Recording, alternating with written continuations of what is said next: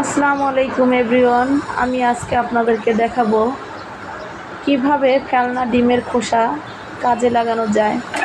আপনারা বাসা বাড়িতে ডিম খেয়ে ডিমের খোসাগুলো ফেলে দেন, কিন্তু এই ডিমের খোসা থেকেও অনেক কাজ করা যায়। ডিমের খোসাগুলোকে অনেক কাজে লাগানো যায়। তাহলে দেখুন যে আমি কিভাবে ডিমের খোসাগুলো কাজে লাগাচ্ছি। তো আমি প্রথমে ডিমের খোসাগুলো সংরক্ষণ করে রেখেছিলাম ডিম খেয়ে। তারপর এগুলো আমি একটি ছেঁচনিতে দিয়ে গুঁড়ো করে নিব। আমার ছেঁচনির যে হাতলটাকে পাচ্ছিলাম না, তাই আমি বেলুন দিয়ে করে নিচ্ছি, গুঁড়া করে নিচ্ছি। আপনারা চাইলে ব্লেন্ডার বা শিলপাটায়ও গুঁড়ো করে নিতে পারেন। এগুলো মোটামুটি একটা পর্যায়ে আসলে আমি ঘিয়ের সাথে মিশিয়ে কবুতরকে খেতে দিব।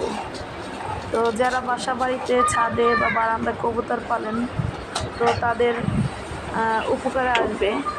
তো এগুলো দেখুন আমার কবুতর খুব পছন্দ করে। তো আমি কবুতরকে দেওয়ার সাথে সাথেই দেখবেন খাওয়া শুরু করছে। ওরা এগুলো খুবই পছন্দ করে।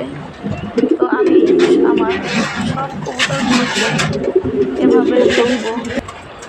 ওরা এগুলো খুবই পছন্দ করে।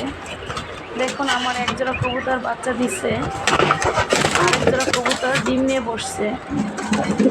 তো এই ডিমের খোসার এত পরিমাণে ক্যালসিয়াম আছে যে কবুতর বাচ্চা দেওয়ার পর এদের শরীরে যে ক্যালসিয়ামের অভাব দেখা দেয়, তো ক্যালসিয়ামের অভাব দেখা দিলে আমি এভাবে ডিমের খোসা গুঁড়ো করে গ্রিটের সাথে দিয়ে দিলে ওরা খুব পছন্দ করে খেতে। ওদের শরীরের ক্যালসিয়ামের ঘাটতি দূর হয়ে যায়। তো আমি এভাবে আমার সব কবুতরগুলোকে ডিমের খোসা গুঁড়োর সাথে গিট দিয়ে দিব। তো এরা নতুন বাচ্চা, আমি এদেরকে দিচ্ছি, এরাও খাবে। তো দেখুন কবুতরগুলো মাশাআল্লাহ কত সুন্দর। আমি এভাবেই কবুতরের পরিচর্যা করে থাকি। তো আপনারা বাসা বাড়িতে কবুতর পাললে এভাবে কবুতরকে গিটের সাথে ডিমের খোসা দিবেন।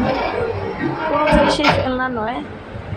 তো ডিমের খোসাগুলো আপনারা না ফেলে দিয়ে সংরক্ষণ করে রেখে এভাবে কবুতরকে খাওয়াতে পারেন।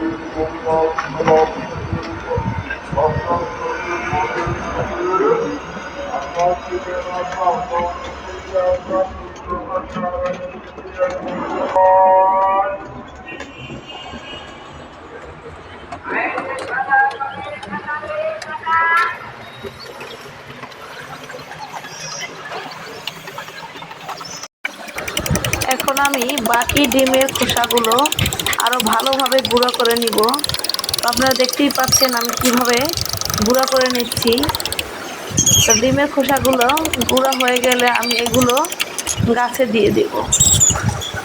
তো ডিমের খোসা গাছে দিলে যারা গাছ লাগান তারা জানেন যে ডিমের খোসা গাছে দিলে কি পরিমাণ গাছে ফুল ফল বৃদ্ধি করতে সাহায্য করে, সেটা যারা বাগান করে তারাই জানে।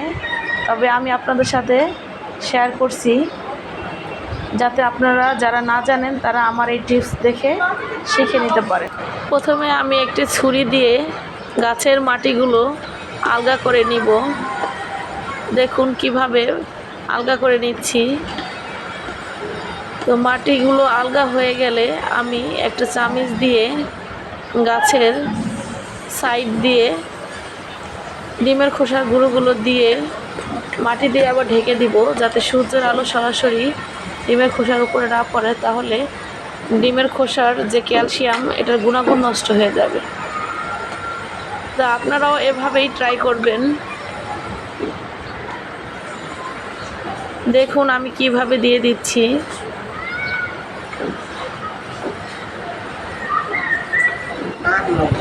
আমি এভাবে সব গাছগুলো মাটি খুঁড়ে ভালোভাবে এরপর গাছের সাইড দিয়ে দিয়ে দিব।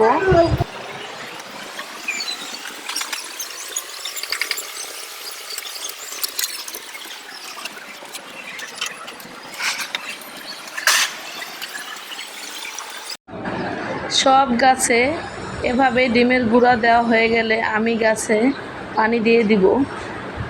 তো এই কাজটা আপনারা সকাল সকালেই করবেন, 8টা-9টার মধ্যে করে ফেললে ভালো হয় রোদ ওঠার আগে।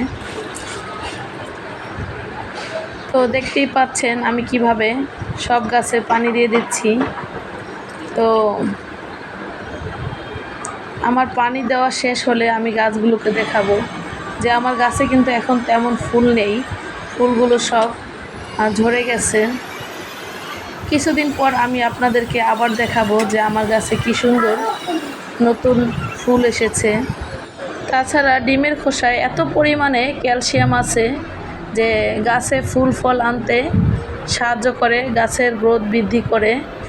তো আপনারা চাইলে ফল গাছও দিতে পারেন, মাসে একবার অন্তত দিন, দেখবেন যে আপনার গাছগুলো গ্রোথ যেমন সুন্দর হয়েছে তেমনি গাছে ফুল ফল এসেছে। আমার ভিডিওটি দেখার জন্য আপনাদেরকে অসংখ্য ধন্যবাদ। সবাই ভালো থাকবেন, সুস্থ থাকবেন।